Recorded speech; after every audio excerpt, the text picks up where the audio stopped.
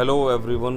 आज हम बात करेंगे सेमी सॉलिड कास्टिंग के बारे में, जो कि पिछले कुछ सालों में बहुत ही रैपिडली डेवलप हुई है।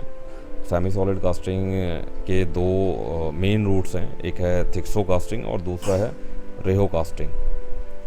थिक्सो कास्टिंग में मटेरियल को दोबारा हीट करके सेमी सॉलिड स्टेट में लाया जाता है, और ये प्रोसेस मैग्नीशियम अलॉय के लिए काफ़ी पॉपुलर हुआ है, स्पेशली थिक्सो मोल्डिंग टेक्निक के थ्रू। लेकिन इसमें जो बिलेट्स की स्पेशल प्री ट्रीटमेंट की ज़रूरत होती है, और एलुमिनियम के लिए कॉस्ट भी काफ़ी हाई हो जाती है। वहीं दूसरी तरफ रेहो कास्टिंग एक स्टैंडर्ड मेल्ट से शुरू होता है, जो थोड़ा ठंडा करके सेमी सॉलिड स्टेट में जो है लाया जाता है।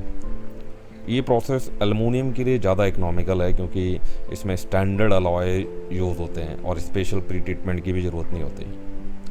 इलेक्ट्रॉनिक्स और ऑटोमोबाइल इंडस्ट्री की रिक्वायरमेंट है कि हाई क्वालिटी और लो कॉस्ट पार्ट बनाए जाएं, तो इस वजह से कई अलग अलग रेहो कास्टिंग प्रोसेस डेवलप हुए हैं। तो उनमें से कुछ इंपॉर्टेंट प्रोसेस जो हैं वो हैं new rheo casting process, short form में एनआरसी बोलते हैं इसको, और sub liquidus casting process SLC, semi solid rheo casting process SSR, rheo die casting, gas induce super heated slurry process GISS, rapid S या रेहो मेटल प्रोसेस,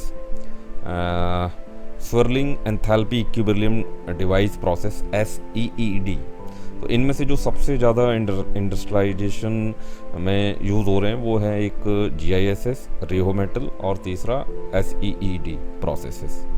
तो इनमें basic different solid material के fraction में ही होता है, जो कि die cavity में एंटर करता है। GISS सबसे लो फ्रैक्शन यूज़ करता है, और उधर दूसरी तरफ SEED सबसे हाई फ्रैक्शन जो है वो यूज़ करता है।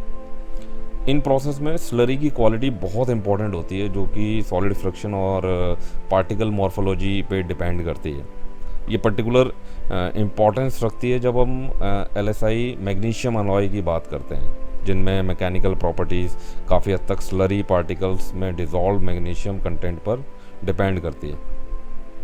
हर प्रोसेस के अपने एडवांटेज और चैलेंजेस हैं, जैसे कि GISS प्रोसेस उन एप्लीकेशन के लिए बेस्ट है जिनमें लो सॉलिड फ्रैक्शन एक्सेप्टेबल है, और SEED की अगर बात करें तो वो प्रोसेस उन एप्लीकेशन के लिए सूटेबल हैं जिन्हें जहाँ पे फाइन माइक्रो स्ट्रक्चर और हाई मैकेनिकल प्रॉपर्टीज़ कास्टिंग के अंदर चाहिए। इन सभी प्रोसेस में एक कॉमन चीज़ जो है वो है कि इनका integration high pressure die casting के साथ होना।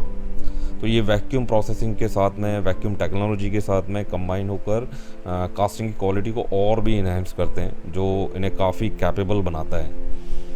तो ये कहना बिल्कुल भी गलत नहीं होगा कि सेमी सॉलिड कास्टिंग प्रोसेस का सिलेक्शन एप्लीकेशन स्पेसिफिक होता है, जहां मटेरियल प्रॉपर्टीज़ और cost consideration major role play करते हैं। जैसे जैसे इंडस्ट्री इवॉल्व हो रही है, और हम और एडवांसमेंट और इन इनोवेटिव टेक्निक्स का वाइडर एडॉप्शन जो है देखने को मिलेगा इसमें।